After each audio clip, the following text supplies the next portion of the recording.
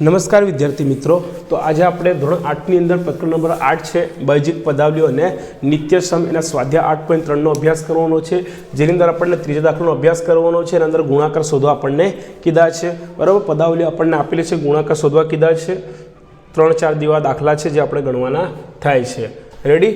ચાલો તો દાખલો ગણવાની શરૂઆત કરીએ. તો આપણને શું આપ્યું છે? અહીંયા એનો વર્ગ છે, પછી 2 ની 22 ઘાત છે, 4 ની 26 ઘાત છે.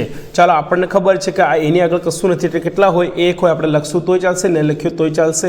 ચાલો, તો આપણે 1 લખી દેવું હોય તો 1 ગુણ્યા આ શું છે? 2, તો 2 લખી દઈએ. ત્યારબાદ શું છે? 4 આપણે લખી દઈએ. ત્યારબાદ શું છે? આ એનો વર્ગ છે, એનો વર્ગ ગુણ્યા એની 22 ઘાત થાય છે, અને એની કેટલી છે? અહીંયા 26 ઘાત છે. ચાલો, 2 એકા 2, 4 દુ 8, તો અહીંયા શું આવશે? 8 આવશે, બરાબર. ત્યારબાદ શું છે? અહીંયા તો એની 22 ઘાત છે, 26 ઘાત છે, ને અહીંયા 2 ઘાત છે, બરાબર. આ દરેકનો આપણે સરવાળો કરશું. 26, 27, 28, 28, 22, 50 થાય. તો એની કેટલી ઘાત આવશે? 50 ઘાત આવશે. એ આપણો શું થશે? જવાબ થશે.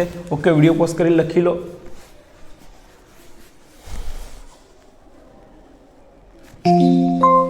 ત્યારબાદ બીજો દાખલો આપણને આપ્યો છે. જો આપણે ચલનો ગુણાકાર ચલ સાથે કરવાનો છે, અચલનો ગુણાકાર અચલ સાથે કરવાનો છે. અહીંયા 2/3 છે, તો લખશું આપણે 2/3 ગુણ્યા અહીંયા શું છે? -9/10, તો આપણે લખશું -9/10 ગુણ્યા આ શું છે? xy છે, તો xy ગુણ્યા આ શું છે? x નો વર્ગ અને y નો વર્ગ છે. સરખા ચલો હોય એમનો જ ગુણાકાર એમની સાથે થશે. ચાલો, તો અહીંયા જુઓ, 2 પંચા કેટલા થાય? 10 થઈ જશે, અને 3 તરી કેવી થાય? 9 થાય. પણ માઇનસમાં જવાબ આવે તો ઉપર શું બચ્યું? -3, અને છેદમાં શું છે? 5 છે. હવે જુઓ, ગુણ્યા શું છે? અહીંયા xy છે, ને ગુણ્યા x વર્ગ અને y નો વર્ગ છે. તો આપણો જવાબ શું હશે? -3/5. x ગુણ્યા x નો વર્ગ, અહીંયા 2 ઘાત છે, અને x ની 1 ઘાત, એટલે x ની કેટલી ઘાત થાય? 3 ઘાત થાય. હવે y ની 2 ઘાત છે, ને y 1 વાર છે, એટલે y ની કેટલી ઘાત થાય? 3 થાય. આ આપણો શું થશે? જવાબ થશે. લખી લો.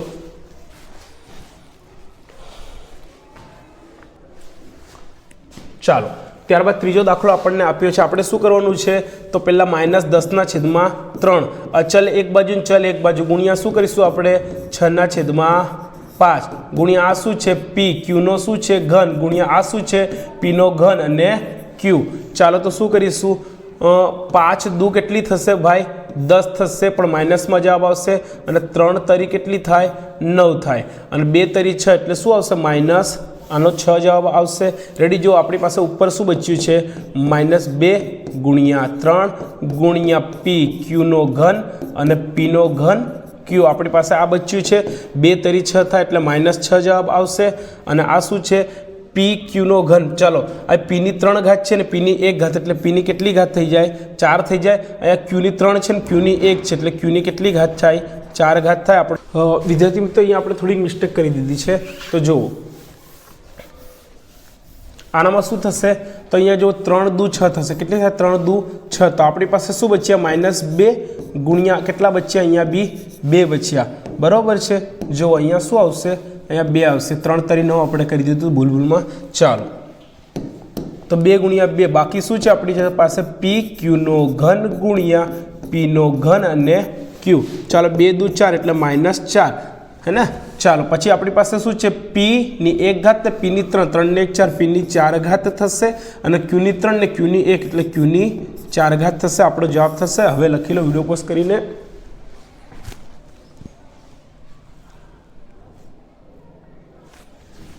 ઓકે, ત્યારબાદ લાસ્ટ દાખલો છે. ચાલો, x ગુણ્યા x ની 2, x ની 3 ને x ની 4, બરાબર. આપણે શું કરવાનું છે? ઘાતોનો સરવાળો. દેખો, આની આગળ કશું જ નથી, એટલે 1 હોય. 1 ગુણ્યા 1 એટલે 1 જ થાય. લખવાની જરૂર છે નહીં. તો અહીં શું છે? 2 ઘાત છે, 3 છે, 4 છે, બરાબર. 4 ને 3 7, 7, 8, 9, અને અહીંયા 1 એટલે કેટલી થાય? 10 થાય. તો આનો જવાબ શું આવે? x ની 10 ઘાત આપણો જવાબ આવે. વિડીયો પોઝ કરીને લખી લો.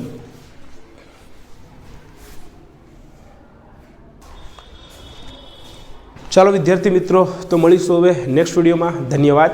જય હિન્દ.